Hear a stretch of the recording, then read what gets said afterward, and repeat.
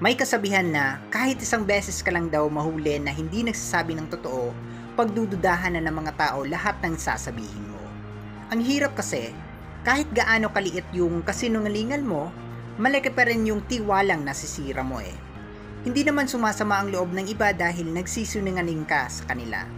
Sumasama ang loob nila kasi nababawasan na yung tiwala nila sa'yo. Lahat tayo may opinyon. Kung ano yung maganda, kung ano yung pangit, kung ano yung mabuti o yung masama. At okay na okay yun kasi ibig sabihin, pinag-iisipan natin kung ano yung okay para sa atin. Pero kung sa tingin natin parang laging tayo ang tama, at pag hindi nasusunod yung gusto natin, iniisip agad natin na tayo yung kinakawawa, yun ang dapat nating pag-isipan. Ang opinyon masarap lang pakinggan kung ang basihan ay katotohanan. Napapansin nyo ba? May mga tao na biglang bumabait pag may ibang tao sa paligid, biglang sumisipag, nagpapabibo, nagpapasikat, pero pag wala nang nanonood, bumabalik sa pagiging tamad. Yung mga ganong klaseng tao, madalas hindi umuunlad. Yung bang akala nila, naloloko nila yung iba. Pero, ang totoong niloloko niya, yung sarili niya. Ang maayos na trabaho, dapat ginagawa kahit na walang ibang taong nakakakita. At ang mabuting asal, dapat kahit walang tao, hindi nawawala. Hindi magandang ugali yung hindi marunong magpaalam. Yung mga gamit o mga bagay na nakikita mong pakalat-kalat, siguradong may-ari ng mga yan. Sa bahay man o sa trabaho, dapat matuto tayong magsabi, magtanong ng maayos at magpaalam. Dapat ipinapaalam at ipinagpapaalam. Kahit saan tayo makarating at kahit ano pa ang pagdaanan natin, basta sama-sama ang pamilya, pwede tayong maging masaya. At kahit ano pa ang nadaanan natin na hindi maganda, meron naman tayong natutunan. At sa lahat ng biyahe natin sa buhay, yun naman ang mahalaga. Diba? Importanteng matuto tayong makibagay sa kahit na sino. Sabi nga nila, sumayaw ka na lang, ano man ang tugtog. Isang paraan to para maipakita natin na meron tayong respeto. At pag naramdaman to ng kausap mo, mas madali ka na nilang makakapalagayan ng loob. Siguradong mamumulaklak ang magandang pagsasama na lalago sa pagdaan ng panahon. Dalas kong naririnig ngayon yung mga usapan tungkol sa pakikipagkapwa-tao na parang parang nawawala na kahit natapos na yung pandemya. Marami na ngayon yung masanay na makipag-usap sa text o kaya sa social media. Madalas nga ang bibilis pang mag-comment sa post Pero pag kaharap mo na, parang wala namang kayong mapag-usapan. Sana hindi mawala yung ganun Sana tuloy-tuloy pa rin yung usapan, tuloy-tuloy pa rin yung chismisan. Mas madali na nga ngayon, di ba? Kasi kung hindi pwedeng harapan, pwede nang online ang kwentuhan. O sana kahit umabot tayo sa panahong walang-wala, ang wag nating hayaang mawala yung pakikipagkapwa. Naranasan nyo na ba yung kung ano yung gusto nyo, hindi nangyayari, tapos kung ano yung ayaw mo, yun naman yung dumarating? Huwag kayong mag-alala, di kayo kinakalaban ng mundo. Nararanasan naman ng lahat yan. Ganyan lang talaga ang buhay, sabi nga sa kanta, diba? Minsan daw, mapagbiro.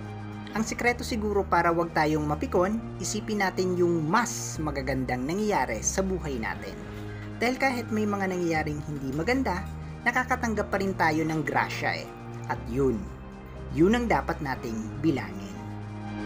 Kapag tinitingnan natin yung mga nangyayari sa buhay natin, madalas nating sinasabi, minamalas tayo, o kaya siniswerte tayo. Pero malas nga ba yung may mga nangyayaring hindi maganda?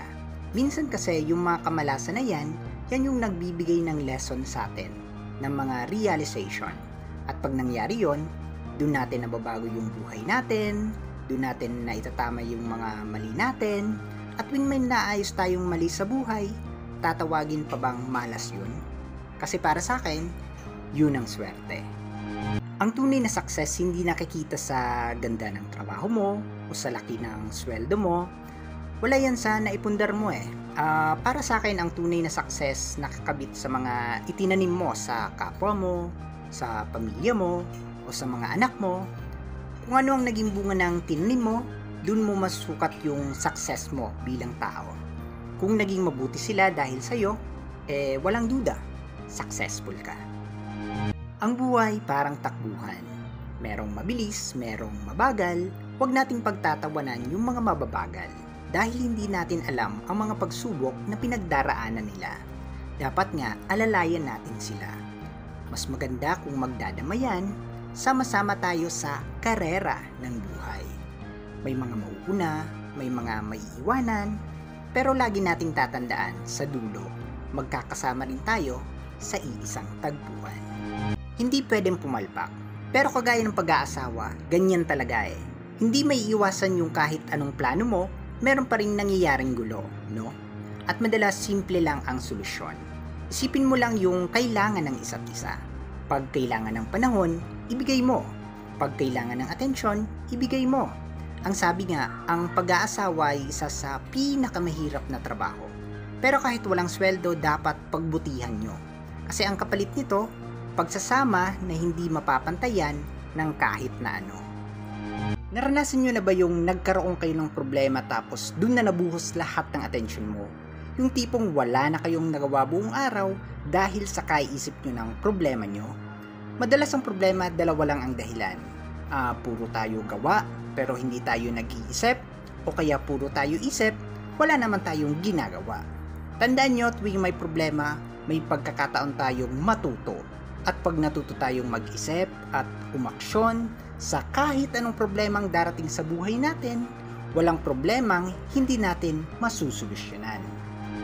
Masaya talaga yung nakakatsamba ka eh. Sabi nga, yung isang tira mo pa lang, nakuha mo na kaagad yung gusto mong makuha. Kaya lang hindi naman lahat maswerte, hindi naman lahat nakakatsamba, pero lahat pwedeng matuto. Aralin mong mabuti yung mga dapat mong gawin para maging maganda ang resulta ng mga ginagawa. Samahan mo na rin ng maraming dasal, sipag, at tiyaga. Dahil pag magaling ka na talaga, kaya mo nang ulit-ulitin yung panalo eh. Kaysa sa umasa ka sa swerte, umasa ka na lang sa sarili mo. Madaling sumuko sa mga bagay na sa tingin natin hindi para sa atin. Pero minsan, kailangan lang din nating magtiwala na darating ang araw at maiintindihan din natin ang lahat. Hindi man natin agad-agad makikita ang resulta, pero magiging malinaw sa atin na lahat ng ginawa natin, lahat ng pagkakamali natin, at lahat ng hindi natin naiintindihan ay may kahulugan at may kabuluhan.